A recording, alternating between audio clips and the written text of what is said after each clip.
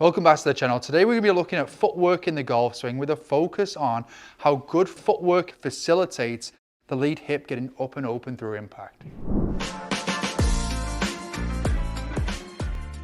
Thanks once again for joining me. Today we're looking at footwork in the golf swing, as I mentioned in the intro there. And as you'll notice, I'm back in the Vault Performance gym because I find that the exercise where a player would stay on the wall with the back of their body there, with their glutes, can be really helpful when the attention is drawn to what the feet are doing. There's a really strong relationship between how your foot functions and the movement and connection to the ground to how the player is going to move through their hips. So when looking at movement around the hips and when looking at the pelvis movement in the golf swing, we have to take into account the player's feet, their anatomy, and what the feet can do as well. So in many cases with players, the feet are very much a focus point in the movements they're given by the doctors that I work with. And as the feet improve the movement of the pelvis, then with the drills and exercises that we give them out on the course, has much better chance of improving.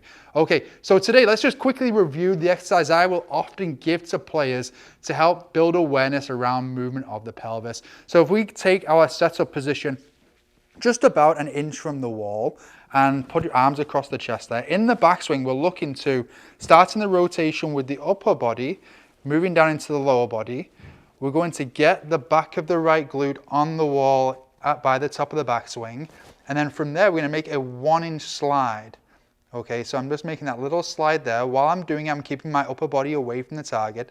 And then I'm going to push off my trail foot and get my left glute on the wall. So my lead glute there, trying to make this appropriate for both lefties and righties.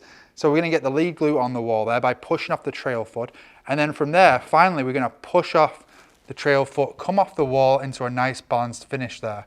And while working on this, one particular focus on the lead side, and you could even say this for trail side as well, in backswing, I'm looking to keep the big toe on the floor. And then on the way through, once I've got the lead glute on the wall, the big toe on the lead foot wouldn't move in the golf swing, but just for this exercise, I'd encourage a lot of players to try and keep that big toe on the ground as well. Now, there are exceptions to that, but with the majority of players, I'd encourage them to keep good connection through their big toes to the ground throughout the exercise.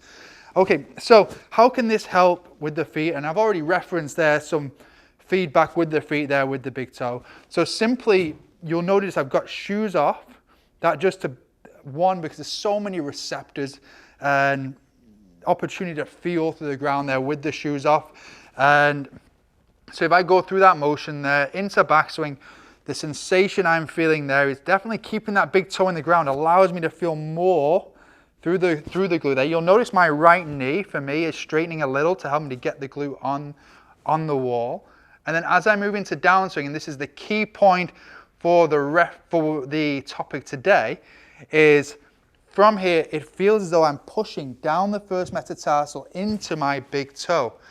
And then, because pushing off the instep, this front almost quadrant of the foot there, pushing off that is what gets the lead hip on the wall. And it not only just gets it going back on the wall, it elevates the lead hip as well.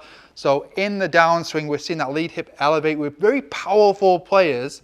Often the lead hip, or I should say the pelvis, is higher than in where it's just slightly higher than where it started, and that push off the ground very much is a nice influence on that movement. So where I see a lot of players go wrong here, and I'm going to be going out on the course in just a moment onto the range to translate some of this onto the range as best I can. But again, where I see a lot of players going wrong is when they go to push, they're coming off the wall. Now their lead hip is getting outside their foot. So from that position, now we're not in a good position to push off the lead foot and get open. So once again, we're going to go through this motion here to the top. Feel like we're pushing down that first metatarsal, feeling really good connection to the ground, feeling pressure into the wall. And then from there, you can even grab a club. And for a lot of players, you might have a sense of how much further away from the ball you feel when rehearsing that. Let's head out onto the course and see how we could translate some of this stuff onto the golf course. For me, what you might notice is I like to use the Vivo barefoot shoes, not just for movement inside, but out on the golf course and when I'm playing and practicing. I actually play in them now. I've got a pair of them right here. And what I like about these is just the freedom that my foot has in them. I'm not going to say these are great for every single golfer, but for me, they work really well. So this has become a part of my training protocol, but also now I just use them for playing. So if you wanted to try those, because barefoot exercises and hitting barefoot I find is fantastic for a lot of people to build the strength in the foot that I was talking about earlier in the video. So if you don't feel like you want to go out barefoot, if you feel like you need a little bit of protection, they're a great option, whether you want to just use them for hitting a few shots or going and playing in them like me. Okay, so we're outside now. Let's look at a couple of ways in which we can integrate those movements into the golf swing before going into specifically how I would encourage that for most players. I first want to cover probably the most common mistake that I find that I see in players that makes it hard for them to get open through impact or to continue to open through the shot. And that is that into the downswing, when they're moving from their trail foot into their lead foot, there's too much of a slide with the pelvis to the point where the knee or the hip is a good reference actually. The hip is actually outside the foot. So from this position here, there really is nowhere to go. The player would have to stand up and come off the wall behind them to get the club on the ball.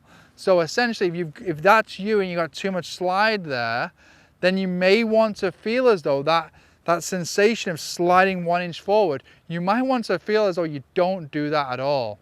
Okay, let's just say we're on the wall now, just as we were there in the gym. We're gonna make a backswing, and then let's just slowly rehearse the same sensations we had in the feet into the start of downswing that we had when we were inside. So obviously your rehearsals with the club, you could do them inside and get clear on them before coming out anyway. But what I'm doing here, my attention is really on from the top of backswing into, let's just say about this position here, the energy moving down the first metatarsal into my big toe, because it's pushing off that big toe, as we talked about, that's going to get my lead glute on the wall. And I'm going to want that lead glute on the wall, let's just say right around here, like coming into impact for me. So that for me is a really nice sense that if I'm there, I feel like I have tons of room because I'm on the wall here. And I still feel as though I've got a really good connection with the inside of my trail foot. Feel as though I can push up that big toe. And I know for different players, it's going to be a different visual because of mostly how our lower body, our anatomy is going to be different. Our feet, knees, ankles, hips is going to be different. Upper body, of course, is going to be an influence as well. But for me, let's get to the top. Let's feel that, almost that energy, that force moving down the first metatarsal into the big toe, and feeling as though we got a sense of the left glute on the wall right around here. Let's just say 1 to 2 feet before impact, and then from there I can push off that big toe into my follow through position. So that's, once I'm in this position here, lead leg is straightened, glutes on the wall, pushing off the toe there, I'm right here, and I can move through. I love the sense of that position just because I feel like I have so much space and just a lot of energy built up there to put into the golf shot. Let's hit just a couple here. So I'm to the top here. Yeah, feel like I'm pushing really hard there. Lots of room.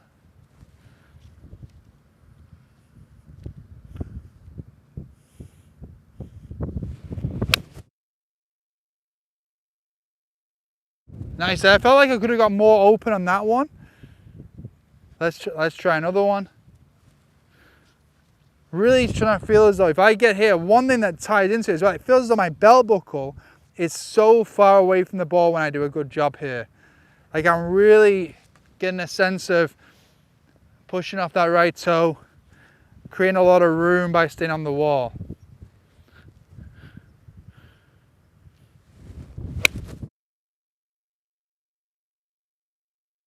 Not bad. I'd like to do one more.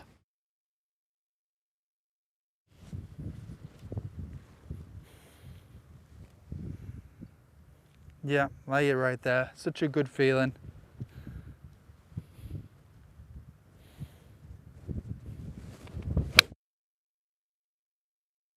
That's pretty good there, I'll take that one. Okay, so I find a lot of the benefit for this exercise can be done away from the golf course once again.